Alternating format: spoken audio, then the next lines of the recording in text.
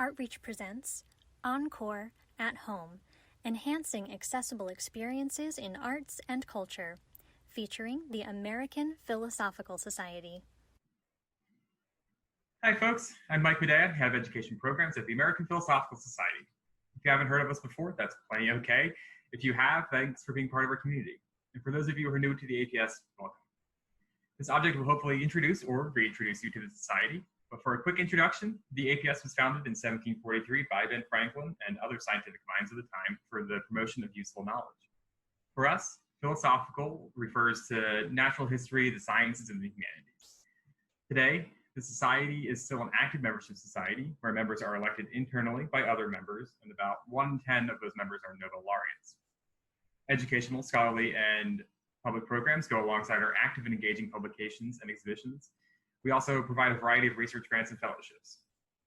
Our collection areas and areas of activity include early American history and the American Revolution, the history of science and the history of anthropology, and Native American and indigenous materials, particularly languages. Now, let's move on to the reason we're all here, this object. While I take time to share my screen, think about what image or object you might associate with the APS.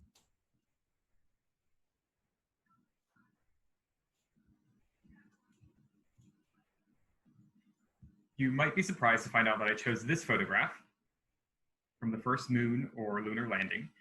This photograph has a man, Buzz Aldrin, at center, staring at the viewer. He's wearing a slightly dusty white astronaut suit with gray gloves and dark boots. His suit has a variety of nodules and elements, particularly in the center near his abdomen. There are a number of small details as well, including an American flag patch on his upper left arm. His helmet's visor shows a reflection of the area in front of him. He casts a long, dark shadow onto the moon's surface. It moves diagonally in front of him towards his right.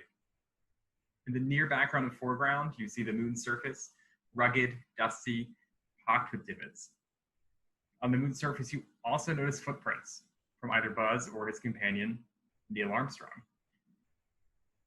You also see a stark black background in the distance, outer space. So, I love this photograph. Despite the barren surface of the moon, you see the footprints, the dramatic darkness of space, the shadows and the reflection of the visor, which also reveals Neil Armstrong taking the photo. It's all pretty fantastic. I also love this image because it's surprising. It's surprising to find a photo of the moon landing in Philadelphia, and particularly, it's surprising in reference to an organization called the American Philosophical Society. We might conjure images and objects instead that deal with old busts, old documents, former presidents, which we admittedly do have. But if you remember what I said about the society's founding and the history of science being a core collection area, this photograph fits pretty neatly with the APS. And though we might not think of the moon landing when wondering about what useful knowledge means, the knowledge created by the moon landing and the work of NASA and astronauts produced so much useful knowledge then and now, so it fits really nicely with the APS's mission as well.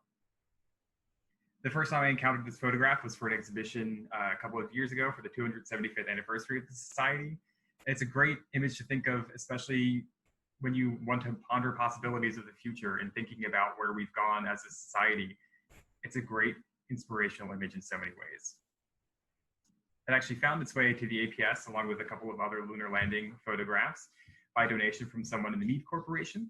He was involved in processing the film, and these are likely his own copies. We believe these copies were given to him as a present for his work. The photos themselves aren't from the original film reel, but are actually from the second round of photographs, and those were the ones given to the press. If you're interested in learning more about this object in the American Philosophical Society, give us a follow on Facebook, Twitter, or Instagram, or check out our website. Again, this is Mike Medea, Head of Education Programs at the American Philosophical Society. I am so delighted you decided to spend some time with the APS and the moon landing.